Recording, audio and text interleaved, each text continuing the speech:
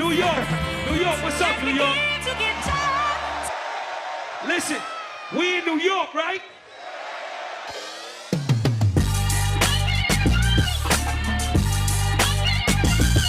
This is hip hop.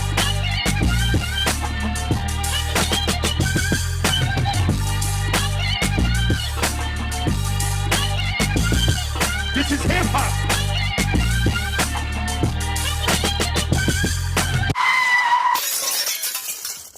Welcome back, Crashing Industry fans and family. We're here with another episode. It's me, Mr. CEO, your favorite TV host, where culture meets elevation and only real gets on this stage. Now tonight, I got a special guest, a powerhouse, a man who's built from legacy, hustle, and straight up passion. Before he was chefing it up for celebs and standing side by side with the Bronx legend Fat Joe, this man was running an electrician union with his father, building a foundation the old school way, hard work, discipline, and integrity. But then he did what few got the guts to do. He followed his passion. He stepped into the culinary game head first, got professionally trained, and carved out a lane of his own. Now he's a master of flavor, a curator of culture, and a chef that's got the industry and the kitchen on lock. So do me a favor, turn up the energy and show some love for Bronx Owns, Chef Mark Thomas. What's going on, my brother? I ain't ever been introduced like that, ever. Jesus, that was good, brother. Wow, thank you. I appreciate that. That was beautiful. I like that. Thank you so much. No, it's definitely, when you put in the hard work, we research it, we find it, and we give you those flowers.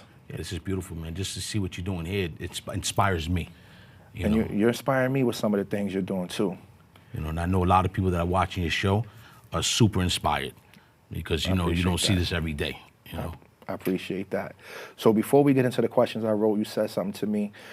So you finally started your TV show. Finally started my TV show. Okay. So you went out oyster fishing. Went out oyster fishing 2 weeks ago out to West Babylon, New York. Okay. And what was interesting is that I went to a seafood expo in Boston a couple weeks ago, and I met a guy there. We probably the only 4 black guys at the seafood expo. I mean, it was just like all Chinese, Thailand, all around the world. So we bumped into each other. And he was like, I got an oyster farm, because he saw me walking around filming. He goes, you got to come out. He said, I'm the only black guy in the world that has an oyster farm. Dope. So he blew my mind right then. Got you. So I went out there and we filmed. We had the drones, everything. He showed me how they harvest the oysters. We had a bonfire on the beach. We cooked. Great episode. Phenomenal. I'm definitely going to be looking for that. So before we get into all the current things, because there's more stuff I want to ask you about that, with what you got going on right now. So let's start. What was it like running an electrician union with your father, and what were some of the values or lessons you took from that time that you still show in your life today? What was interesting is that my grandfather came into Local 3 Union in 1948 after World War II. He was probably the only person in the union that became a business rep and had color on his skin. So after that, my father, he graduated high school in 1958. He was immediately shuttled into the union. My grandfather said, my mother was pregnant. You're going to the union, then you got a job. And then all my brothers came in, even my sister came in. And being in an electrical union, it taught me not only just the work ethics, but it taught me to deal with people, because it's construction. You know, You deal with people from all walks of life. Deal with people, and it's construction. So it's like different than culinary arts. You have to now really perform, because people are looking at you, okay, did we build this yet? Did we put these lights up yet? So I took that, with me. Did you run those wires?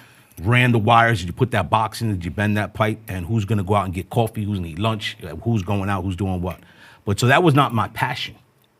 That was just something like my grandfather, my father, and I did. My passion was food. Got you. So that switched over from that. But the whole time before that, I always worked in restaurants. Got you. Started like anybody else, dishwasher, peeling shrimp. My first job was in City Island, New York. And working there, I got to see a lot of different things in the kitchen. And I said, you know what, someday I'm gonna go to chef's school. So were you doing the chefing and cooking on your weekends or when you were on furlough? Oh, I did it all the time.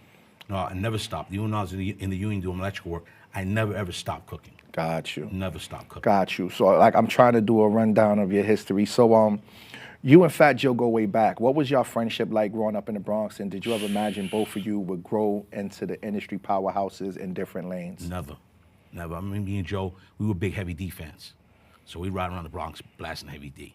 And Joe was like, yo, I want to be like Heavy D, but I'm a gangster rapper. I don't be a gangster rapper because the environment I grew up in. And I was like, do Heavy D records. Gotta do Heavy D records. So when Joe first came out, it was like he was so different because he was the first Puerto Rican at the time to come out. the way he did. So just over time, I seen Joe grow, and he was like, yo, I can't believe it, I can't believe it. And then he met Pun. And when he met Pun, he knew right then, They were out of here. out of here. Like he put his career on hold for a second. He got a record deal with Pun, he got one for himself. Pun was at Loud, Joe was at, he was Relatively Steel, I think he went to Atlantic Records. And he was like, I gotta put Pun out first. And after he put out Pun, the rest was history. So seeing the evolution of Terrorist Squad in the music business, even to this day, I can't believe it. You have certain legendary crews, and Terror Squad definitely had a legendary run. Oh, yeah. You cannot take nothing from them. Yeah. So that was a good time in hip hop.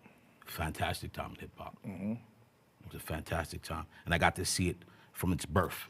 You know, I got to see it right from day one, to see how it evolved. And even to this day, I was talking to Joe yesterday. He wanted me to come to the house. He said, Chef, you're gonna come by? I just came back from Italy. I said, let me tell you something, you went to Italy without me. He's something about Milan, how they had this, how they ate that.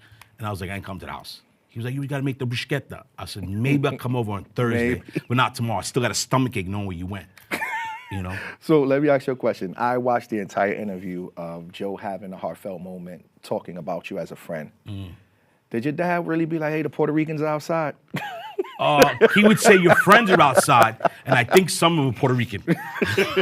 Some of them. So yeah, my father, you know, he put up a lot with us. You know, I mean, we lived in City Island. We lived in a community that had 72 units in it, townhouses on the water, and us living there was a blessing. Okay. Right. So when Joe come over, he would jump in the pool, cannonball. Pun would come over, jump in the pool, cannonball. So all the people lived there were like, we're not going to the pool. There's too many Puerto Ricans and people of color down at the pool. And this was like a Martha's Vineyard, fake Nantucket, Hamptons type of development, right? So, matter of fact, quickly, you know what my next door neighbor was? People do not believe this. My next door neighbor was Judge Judy. Okay, you told me that, actually. That was my next door neighbor. Actually, I crashed into her car, and she never knew it. Sorry, it was me. It was me. And I caught her, it was funny, I caught her the next day, because I hit the side of her car, and she never come to the side, the passenger side. And I caught her outside, bending over her ass cheeks, looking at my bumper to see if there was any red paint on the bumper of my car. So she didn't catch me, but she asked me, did I do it? So I apologize, it was me, and you know, maybe I'll donate to her. What's the name of the organization she has? Her Honor. So she got a nonprofit, Her Honor. So if you come on my show, I got a check. You in that position now. I'm in that position. Do that. So talk to us about the vibe and vision behind your restaurant with Fat Joe. How did that partnership come together, and what makes it different from other spots in the city? No, well, we had a restaurant back in the late 2000s, and it didn't work out like a lot of restaurants. It's a tough business, right? So we're talking about doing another one now, but it hasn't manifested. It's just, you know, you got to be there 7 days a week, 24 hours a day. Joe's on the road, I'm on the road. It's a cash business also. So we haven't really come to terms with thinking yet, should we do it? But my vision and what I tell Joe is, when we get enough money, which hopefully God willing is going to be in the near future, I want to buy Tony's on the right and Johnny's. Okay. So want to be Fat Joe's, want to be Chef Mark's, and we'll own the end of City Island. Gotcha. So when you come down there, you see how Joe's stores are now. We've got the crystal chandeliers, marble floors. So we'll take what's a cafeteria, Rikers Island restaurant for us at the end, because that's just walk up, cafeteria style, and marble it, put chandeliers, and change the food to what it should be for us. Got you. You know, so that's my vision, is to have one on the right, Joe's on the left, and we own the end of City Island. So you kind of touched on this earlier. You said you never stopped cooking. And I was going to ask you, was food always a passion for you, even during the early days of you hustling with your father? How did you maintain that to be able to work construction and cook? Well, just, you know, I'm just a 7-day week, 24-hour guy. So, you know, especially with food, it's just, you know, I'm cooking for my family. And I can't, everyone's got to eat every day. So I couldn't sleep knowing I didn't make a dish that day. You know what I mean? So it's just like everybody, that's a part of your life, is food and cooking. And I just would not leave it alone. Got you. So what made you say, I'm either retiring or I'm done with the union and I'm going to enroll in culinary school? But that's a major shift. What sparked that decision? Was there a specific moment? Yeah, I mean, there's a lot of different moments in life that you shift different, you pivot different ways. I don't know, I just woke up one day and I was like, you know what? I don't like this, and I want to go to the culinary arts. Got you. You know, and that was the shift. And let me tell you, it was the best decision of my life, because I went to the Culinary Institute of America, it's in Hyde Park, and they're considered the Harvard of cooking schools, right? Got you. So going there and living there for 2 years, it blew my mind. I realized I'm going into not just a field, I'm going into a culture of food, which most people don't realize. It's really a culture. So I went into that, and I said, this is what I want to do. You know, this is exactly what I want to do. So that was I guess the inspiration is just being super tuned into food. Got you. So how did your training shape your cooking style, and who were some of the chefs or cuisines that influenced your craft? Wow, there's so many. Like I got a good story. I was at school like the first month I was there. Julia Childs came, and I was actually working as a server for an event, and she stood next to me for like a half hour, and I kept pouring her champagne. Got it. I got her drunk. So to see Julia Childs with her voice and her accent, the way she speaks anyway, imagine her drunk off champagne. Had to be hilarious. So I knew I was in the right place. I said, you couldn't make this up. I couldn't go back to the Bronx tell anybody. I live next to Judge Judy. I got Julia Childs drunk. Who's gonna believe this? Yeah. Please, people, this is the real deal. Like, can't make this up. And I'm best friends with Fat Joe. So the dynamics of where I've been, who I am, who I think I am, and hopefully people see I am, they're gonna say, this guy is different. This guy's different. I saw that when I first met you. But I have another question real quick. How did the professional culinary training coincide with your traditional cooking that you already learned? That I already did. Okay, so when I went to school, I wish I didn't have any experience because you go there and you already think you know everything, right? So my background, I have family in Antigua, family from St. Martin's. I have Dutch. We did the DNA. It's like 60% Dutch. I didn't realize that. Like you said, we're searching our Native American roots. So there's so many different backgrounds of cultures in me, and then living that life, just living in it. It's like it always says, my grandmother taught me this, my aunt, my mother. So I did learn that way in the beginning. So that helped shape me. And then going to get professionally trained, it looped it all together, 360. I think that's what inspired me was all that. And then working for different chefs who have that, that real in the kitchen. You said to me you had real master chef training. Oh yeah, and I like my first chef in school. It was a French guy. He was a World War II chef. This is 1992. So imagine how old he was. He was like late 70s, early 80s. He said he'll never retire. He'll die in the kitchen. And this guy was so serious about food. He was telling about his stories when he worked in what do you call it? When he was in Germany, what do they call it? Occupied France. When the Germans had it, they took it over. He was talking about how he had to cook for them. So hearing those stories, like, wow, I would never have gotten this experience or learned from people like that. And he always said, Mark, he'd call me chef, and I wasn't even chef yet. He said, Mark, he'd say, always have a story in your pocket, because somebody's gonna ask you something one day, and you better have a story. Absolutely. Here we are. Absolutely. So you've cooked for some big name rappers, athletes, and celebs. Do you have any fun, wild, or memorable moments in the kitchen with your high profile guests? I'm just gonna go with Pun and Joe, right? So it was when Pun's album first came out in '98. It didn't really fully release yet. We were going to Magic in Vegas. How Can I Be Down? Remember the Magic thing they'd have out there, where there was a clothing show? We got a Winnebago, which was like Road Rules. Remember Road Rules? The Winnebago's old campus. So anyway, we drove out and we had lobsters and filet mignon. We're driving through the cornfields, shaking in the camper, cooking lobsters, shrimp, everything. So for me, I knew at that point, wow, this is beyond. This story you can't even tell people and believe it. So that was definitely a crazy experience. I cooked for Vanessa Williams. Okay. I've known her since I'm 14. Before she was before she was Miss America, cooking for her was very interesting. Because she cooks herself. I don't know the list goes. Mary J. Blige. Okay. She was at Joe's house, and she's like, Chef, I love lobster fra diablo. It's one of my favorite dishes. Ran to the store, got the big lobster, made it. She was like, wow. She said, you're not even Italian. She said, could I get it tomorrow too? I said, come over, I'll make it again. She come the next day, made it for again. So her, and I knew her before she was Mary J. Blige, just crazy. She lived in the projects in Yonkers, and her building was next door to my first girlfriend. Okay. So I'd see her walking up the hill with her bamboo earrings on. She was married before married. So, reminiscing with her, all these different people, just making my life super interesting that I could tell these stories. And then we're gonna put it in the food and put it out in the food world. We're gonna give our culture to the rest of the culture something crazy. So that was my next question. How does your Bronx upbringing show in your cooking, and are there any specific dishes that represent where you're from and tell a personal story? My apple cobbler, my great grandmother showed me how to make the apple cobbler, and I do like a 3-layer one. I cook the bottom in the oven in the old black skillet. and then I do a middle crust the same way, and then I put apples on again, and I put another layer crust. So it's kind of like, I call it crack cobbler. It's like a crack cobbler. Crack cobbler. And that's like one of Joe's, that's everybody's favorite dessert. Food-wise, since I grew up in City Island, I mean, seafood's my thing. Across the board, seafood is my thing. I can make anything I think seafood, no matter what the culture is. And I'm a fisherman. Got you. I've been fishing since I'm 12 years old. I grew up a fisherman with my grandfather, but over time I developed an allergy to seafood, all seafood. I'm gonna tell you the story on that real fast, 2 seconds. I learned at the expo I went to in Massachusetts a couple weeks ago. Usually people are allergic to shellfish because it's being farm raised. So the chemicals they put in it is what people are allergic to. It's not just the shellfish itself. So a lot of people, I'd say like 90-something% of the people are allergic to shellfish because of the chemicals from being farm raised.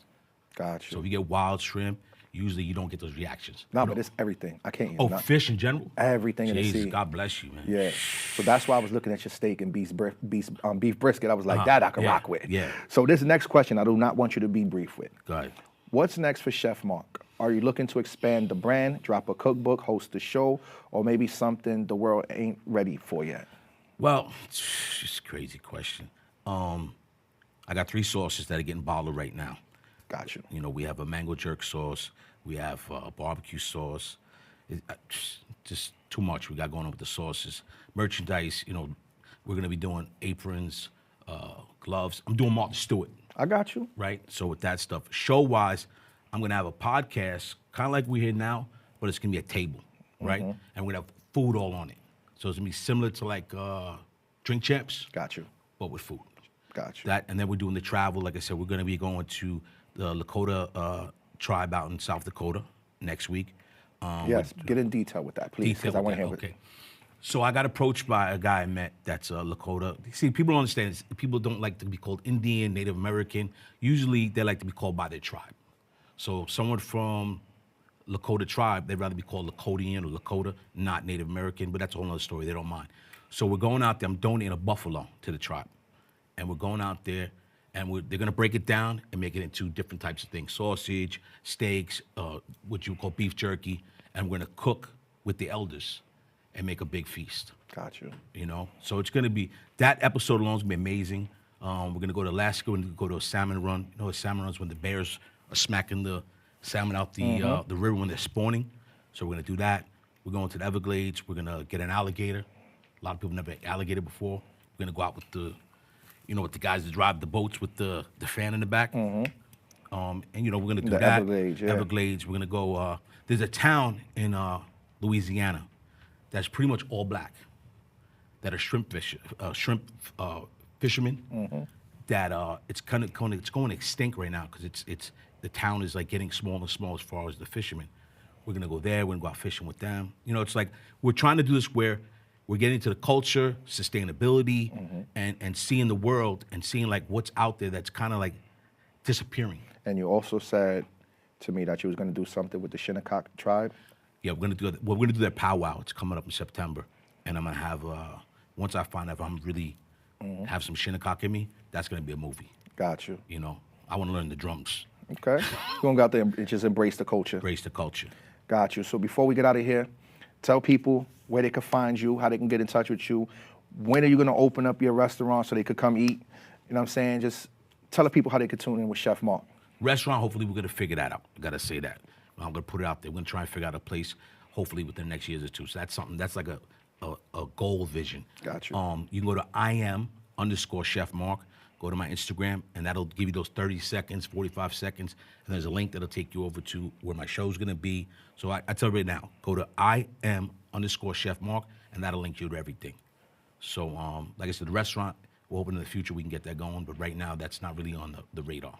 Got you. Got you. But the shows are there. You're gonna be able to get the merchandise there. You're gonna get the And for all the people sauces. with the people with the bread, how do they book you? IM_Chef Mark. And you could definitely reach out to me there. Sponsorships. Everybody that's out there that wants to be on the show, that's gonna be the hottest thing ever. Get to us. We're there. And with that being said, I want to say thank you. I appreciate you for pulling up on me. It's love. You know, and thank you for taking the time out your day, bringing your lovely wife with you. And that is another episode of Crash the Industry. I appreciate you. And I'm still in the kitchen. Bow, bow. I'm definitely coming to the kitchen when you're cooking. We're gonna put it in. We're gonna put it in. We're gonna put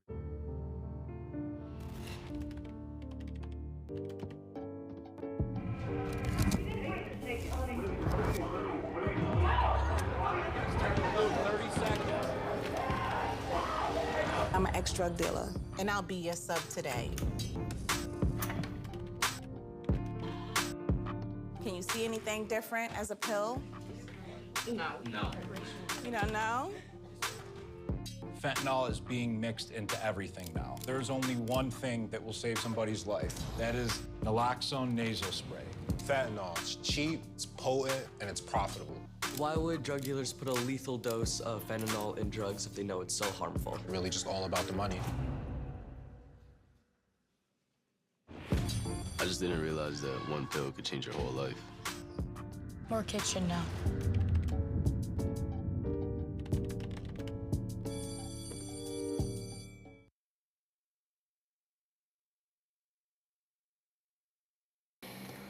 Welcome back to another episode of Crash the Industry, ladies and gentlemen.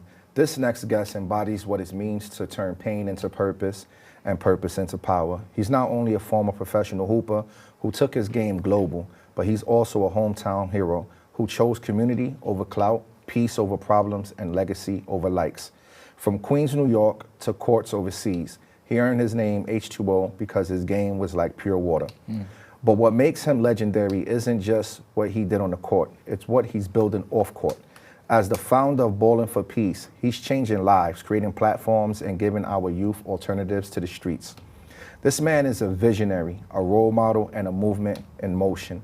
Crash the Industry, make some noise and show some love for the one and only Haran H20 Hargrave. Yo. What's going on, my brother? Thank you, brother. Yeah, that was a great introduction, man. I try. Yeah, I appreciate that. You know what I mean? I see you put some time into that too, you know what I mean? Yeah, I did this over the weekend. I was Yeah. actually going over to some of the stuff he was doing. Yeah. Nah, that's dope. That's dope. That stuff like that means a lot to me, even from introduction to, like, you know, some people just, hey man, what's going on? You know, so I appreciate that. Real talk. Definitely. And before we get started, Knicks in 6. Knicks in 6, man. We gotta get this win tonight. You know what I mean? Definitely. So, yeah. So let's take it back. What was life like growing up in Queens, and how did your environment shape the way you approach basketball and life in general? My environment growing up in Queens was different, man. I grew up in that era where, you know, there was like crack vials on the floor and things like that. I'm from Southside Jamaica, Queens. My elementary school was PS 30, right by 113th precinct. So that's why I like honed my skills and got right, you know. But growing up there was it was difficult, you know, because I saw, you know, it was either right or wrong, but I saw nothing but wrong a lot of the time. So it's kind of hard to kind of be, you know, straight and narrow. But basketball, like literally, you know, I made my passion into my purpose, right? You know what I mean? So with basketball, it kind of kept me, you know, even on an even playing field and just even level. And my mom too. My mother was a teacher. She taught at Springfield Gardens High School for over 25 years. So I saw, you know, from my family, you know, my mother, I saw what right looked like, right? But I also saw what wrong looked like being outside. Like, so I saw the drug dealers, I saw this, I saw that, but I love ball so much that I wanted to do the right thing. And you know, that's what that kind of helped me get through this. A lot of people don't realize when you're playing ball, that's where you come into your first mentor. 1,000,000%. So like, yeah, I had, you know, coaches. A lot of the coaches was my mentors. Like, you know, shout out to Bob Dawson, shout out to Tippy, shout out to, you know, all of these. It's too many to really name, but, you know, these guys were like, you know, and a lot of them, they didn't have to do it. So they didn't really get the payment that people thought. Like even now, trainers are making a lot of money and they didn't even pick up a basketball. They didn't even know how to play basketball, but they're making a lot of money off of it. Because they know the theory. 100%. And they don't know the passion or the glory. So that's why even me giving back, having played Division I ball, played overseas, you know, street ball legend and stuff like that. So when people see me in that space, they know I know what I'm talking about. Because you actually experienced it. 100%. And being that you said that, you've played professionally in places like Romania, Mexico, and Colombia. How did those international experiences shift your perspective both on the game and on your purpose? So on the game, on the court, it was totally different, right? So, you know, even the style of play was like, so different. It was a little more, it was tougher, right? Here in the States, you know, kind of like, you know, it's certain places that you go and you know you're going to get a tough game, like going to Brooklyn or something. But there's places like Long Island, even Queens, like, you know, it's not that brutal, right? Even in college, you know, they protect their players a lot. So, but overseas, when I got overseas, I remember my first game when I was in Romania, I played a friendly game and the dude like literally pushed me out of the air. Like I got thrown out of my first game there. Like I haven't really told that story, but like I came back down and like swung on the dude, like and like took him out of the air. Like you can't, cause they'll go and push referees. They're crooked out there. It's a lot of crazy stuff that goes on. But are they paying off refs? Of course, of course. It was insane. Like, and I didn't know that, but I learned that being over there. Certain places that you go that got more money, they're doing certain things. And like even games when I played in Colombia, you know, the military, they had the AK-47s outside around the game. It was insane. But those atmospheres shaped me to kind of like, you know, just appreciate where I'm from as well too. And as far as the actual putting that into Ballin' for Peace, I don't really, you know, the correlation between that doesn't really, you know, Got you. Yeah, it doesn't really mix. So was there a specific moment during your playing career where you realized your mission was bigger than basketball? Oh, for sure. Well, I would say that, right? So playing overseas where I didn't speak the same language, but sports brought us together, right? That orange ball brought us together. That's where the passion and the drive for, say, a Ballin' for Peace, I knew it would work, right? The message of peace through sports, right? Team sports, right? Basketball specifically, like, because I played it. And I knew I played with, like, white players, black players, Indians, or whatever, right? You know, and even in pickup, you know, we're looking at people's attributes, what they bring to the table. And in sports, you glorify what you can do, right? You know, it's rare, like sports reporters talk about what a player can't do, but the actual team is gonna pick you up and tell you what you can do. I'm not gonna tell Steph Curry to go and bang and try to dunk the ball. You keep shooting that three. Like now, Shaquille O'Neal, I'm not gonna have him shooting three-pointers. It doesn't your make big sense. ass down in the paint. 100%. So you use what people actually do best, and you kind of like push it to win together, right? So together we win. So team sports, I think everybody knows that is the answer. But you know, that's why like in the Olympics, it's USA. After the Olympics, we're back to, you know what I'm saying? Man for themselves, yeah. Yeah, So how did you get the nickname H2O, and what does it represent to you today beyond just your performance on the court? So I got that name from playing, when I came back from playing overseas, I played in a tournament called Hoops in the Sun. It was a spring league tournament, and I had 57 points, and I hit 12 three-pointers, and an announcer named Uncle G Stacks, right here in the Bronx, he gave me that name, right? Okay. He was just saying, every time I touched the ball, he was saying H2O, because I was hitting boom, boom, boom. On fire. And when I came back from Europe, it was like a different level of like basketball that I was playing. Like, you know, when you're playing against people who are going to work every day and stuff like that, and meanwhile you just finished a professional basketball season, I'm training 2 or 3 times a day. Like, you know, it's different, right? So I felt like I should have been in the league at that point in time, but I'm coming back and playing against people who still want to play, but they're going to work, right? Going to the 9 to 5 and then coming playing in the game, it's a little tougher than somebody who's playing Practicing professional every ball, day, yeah. who's practicing every day. Like even when I was in college, there was no way, you know, I led my team in scoring, broke records, there's no way, right? You know, even now it's like muscle memory. So I get on the court now, I still be getting after it and everything like that, but it's never the same as if when I was playing and practicing 2 and 3 times a day. But yeah. Got you. Now going forward, losing a friend to gun violence was a turning point for you. How did that tragedy evolve into Ballin' for Peace vision? Ah, man, so that was like everything, man. Losing my best friend, Mark Arrington. I started something called Queens Week way before Ballin' for Peace. So Ballin' for Peace was like kind of an extension of Queens Week.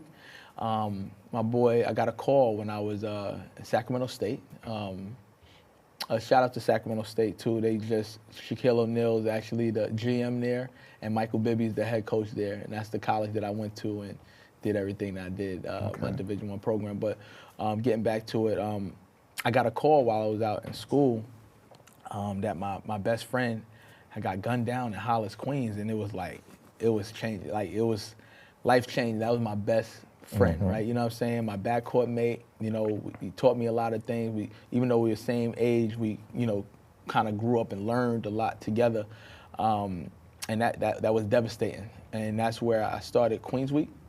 Because of all the senseless acts of violence that was going on in our community, and that in town turned into Ballin' for Peace a couple years later with the Mike Brown situation, Eric Garden situation, and even now you see what what happened with George Floyd a couple years ago is still a space that is needed in our community. Got you. And it's always politics behind everything. So what were some of the biggest challenges you faced when you launched Ballin' for Peace, and how did your basketball discipline help you overcome them? So the biggest thing, you'd think that it would be easy to get venues and stuff like that. It's actually harder for me to get venues for peace than when I'm doing my hip hop shows for artists and things like that. I get that with no problem, but it's like pushing peace is an issue, right? So the biggest thing, you know, these colleges that we go to colleges. A lot of times they try to overcharge us, and you know, we have to pay for these things. A lot of people think that these people are giving this stuff to us, right? We are a full-fledged nonprofit 501c3, but everybody's asking for money. Like it's ridiculous. It's insane. I feel like a lot of these other nonprofits, what they do get, they get the benefit of access. They'll get access to these places, and we still have to pay. So that's why I would love to not charge, right? And just say, here's a, donate. And donate. Just donate if you can and everything like that. But we do have bills to pay, and we do have donations to give, right? And we're giving out scholarships and things of that nature. And, you know, so I think a lot of the times, even with some of the influencers or celebrities that come out, they're asking for bags and things like that. And I'm like, you know, sometimes there can be an issue with looking too good, right? Because when you put everything, all your energy into stuff and making it look a certain way, people think that you have a certain dollar amount. They put dollar amounts to how things look. I just don't want us to look rinky-dink or anything like that. So we do look presentable like a Nike or Adidas event or something like that. But sometimes that's a gift and a curse. Absolutely. Listen, I know this stage looks nice, but we ain't rich. We not rich over here. We can still use some help, goddamn. Yeah. So how do you use your story from hoop dreams to community building to connect with and inspire inner city youth? So that is the issue. That is the story, right? I just tell, like, I tell my life. I actually say what actually happened to me and how I overcame it. So, you know, I've done like series. There was a school series where I would go and talk to the kids and things like that. And I never get flustered, never get shaken. It's always, you know, it's the fact. So, you know, when you're telling your truth, it flows, it's smooth. So how I do it, I literally just talk about the things that I went through, the things that I had to overcome, even in the sports world. Like even my journey to getting to Division I wasn't the same. I only played 1 year of high school basketball. I didn't even my senior year. We didn't have our best year. I did average 18 and 8. But I only played 1 year high school basketball. And then I went to Sullivan Community College, which is Division III junior college. So my journey to come to, you know, Sacramento State and become a Division I player, going out to California, JUCO, and then like things of that nature.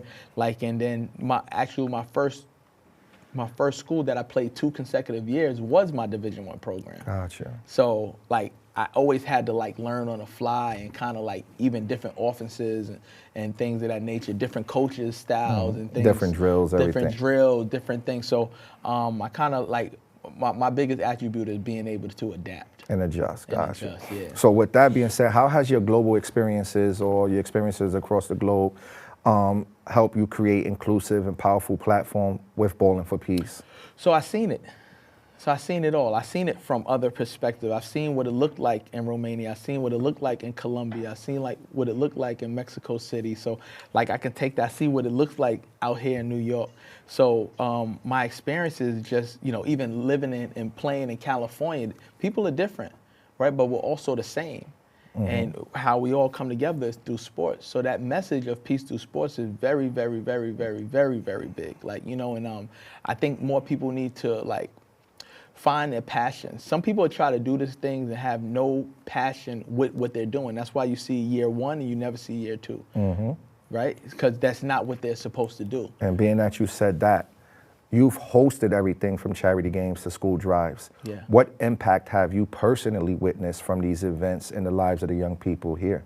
So us giving out scholarships. Okay. So us seeing these kids where we created the Elite 32, right? And where we have these kids now, they're on the news, these kids who probably wouldn't have got those eyes and ears on them, right? But we seek them out. They played in our high school classic, and now we're able to give them money to go to college, where they probably wasn't a 5-star kid, but they have Ballin' for Peace now. They got the Elite 32. They have us now, and that's a staple, right? Seeing something that came from your head and then went on paper and now is reality, and now you're able to give somebody something from what you just created, is the best feeling in the world. Absolutely. So if you could tell a young athlete growing up in a tough neighborhood one thing about turning their pain into purpose, what would it be? I would say never let up, never give in, man. Like, just keep your faith, keep your drive, like be, just direct in your mission, and just keep going, right? You know what I'm saying? At the end of the day, it's sometimes you have to dig deep. Sometimes your friend may be playing, they may be a hooper, but they're not like you, right? You understand what I'm saying? And even it comes from all angles. Hate comes from everywhere. It comes from your family, it comes from your friends, it comes from your enemies. So at the end of the day, you have to be self-motivated and self-preserved to push and do what you got to do. And that's it, man. Got you. Before we get out of here, tell everybody about the next Ballin' for Peace event and how they can donate and how they can reach you. Next event is June 14th, John Jay College, the 9th annual celebrity charity sporting event. It's going down. Support with your purchase. Buy a ticket. Go to Ballin' for Peace, BALLIN, the number 4 and the word peace.org, and grab a ticket. I appreciate you for coming through, my brother. Yes, sir. And that is another episode of Crash the Industry.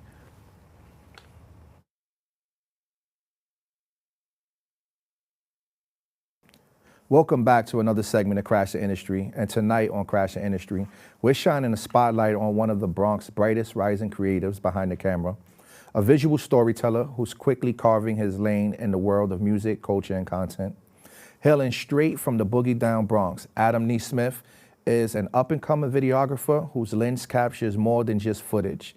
It captures movement, passion, and the pulse of the streets, the raw. From local grind to working alongside some of the industry's heavy hitters, Adam's work speaks volumes, blending gritty authenticity with cinematic flair. Whether it's a viral music video, behind-the-scenes content, or building brands from the ground up, he's become the go-to for artists looking to elevate their vision. So get ready, because Adam Nesmith is here, and he's about to crash the industry with us. What's going on, my brother? Thank you. I appreciate that so much, man. How's everything? Oh, I'm blessed, man. God is so good, man. I'm happy to be here. I love this platform. You guys make awesome content. Just appreciate that. Giving people their flowers, and I appreciate Absolutely. that. Yeah. I was just talking to Black Rose about that earlier, that, we're for the people. Yeah. Because everyday people, and even Cole Bennett just said it, he was sitting there, he said, everyday people have a story. And when you tell everyday people, eventually everybody's going to eventually support you. So, that's what we're really looking to do. Okay. So it's not about us right now, it's about you. Take us back to the beginning, growing up in the Bronx. What inspired you to first pick up the camera and start telling stories through video? Well, it's an interesting journey. It's like God just gave me this camera and gave me a purpose, because I just started studying cinematography maybe 5 years ago. Okay. And slowly getting into it. But I mean, the things that inspire me, I'm here to tell the stories that the other kids don't get a chance to tell. Or the kids that die in the Bronx. I'm here to tell their stories.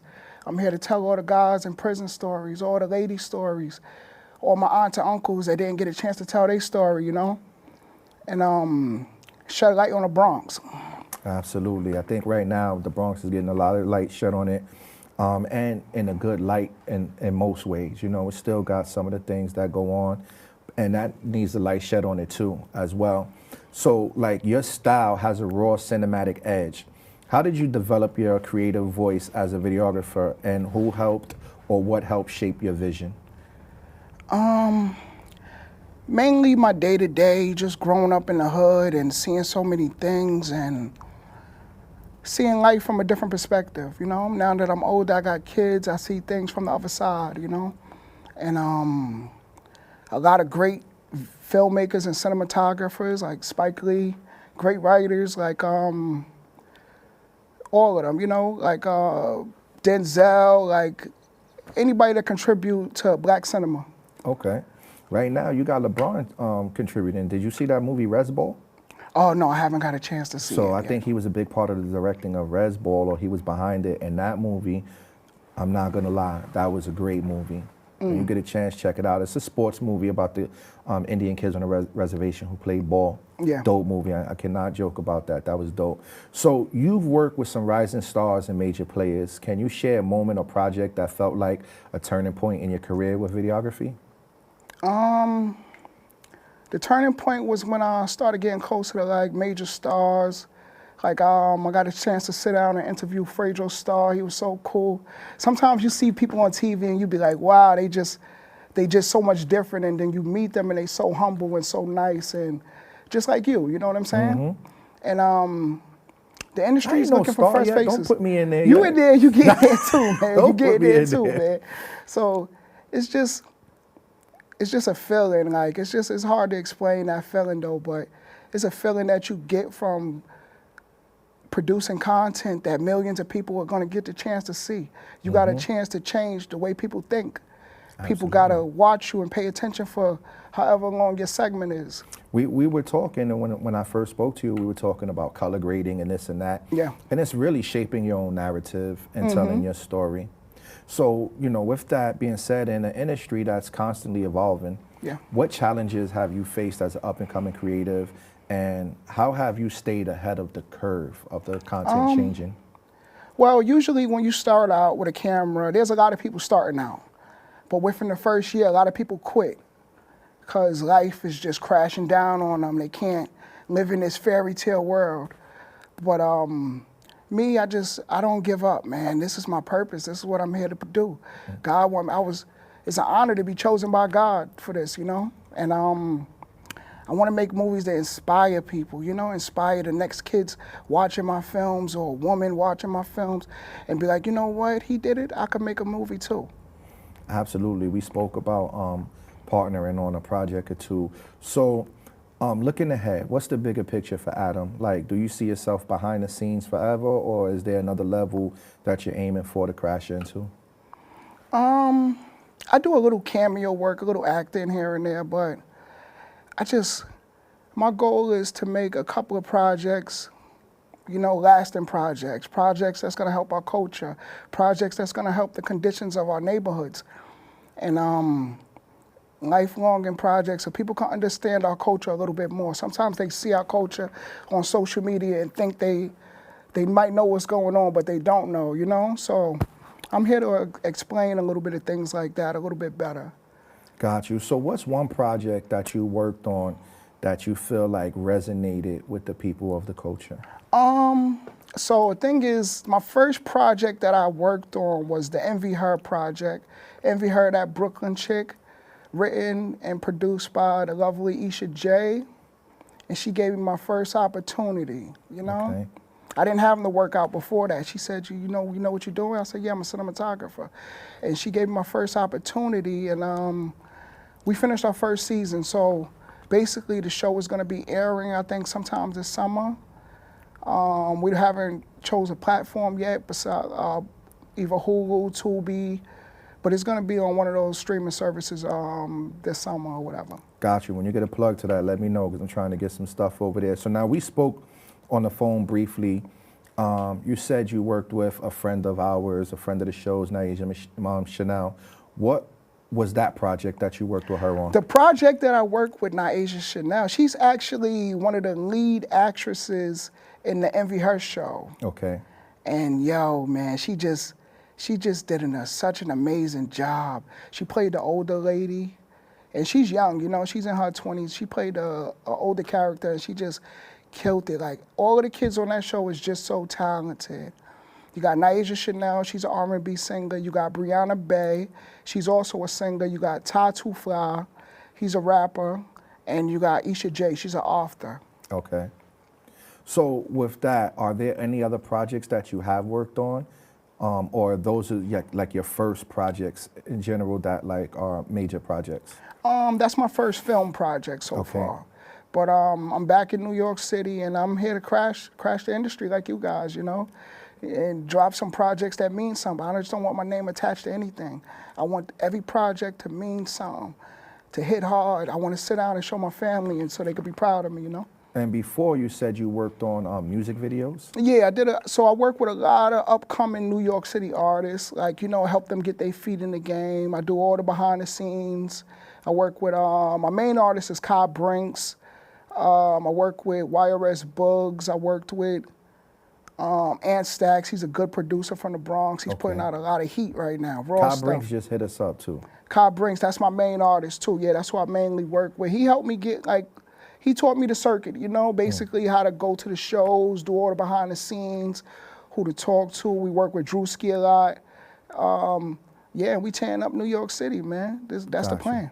Got you. So you did your first feature film. You did your first was that short story or series? Yeah. You done music videos. What's the next project you're going to be working on? The next project that I currently want to do is I want to do a project where I'm the director this time. I want to do something about the Bronx to highlight our struggles, let people know really what's going on, because the Bronx is in major need of help. Gotcha. They need it. So I want to do something, maybe something a little light. I never did a comedy. Okay. So maybe, maybe a little comedy, but with some substance. Well, you got Black Rose here when she comes back, Okay. and she does comedy, and she's a dope writer, so she could probably help you with that. Oh, that's fire, So, man. with that being said, tell everybody how they can get in touch with you, whether it's music videos, whether it's movies, whether it's a short story.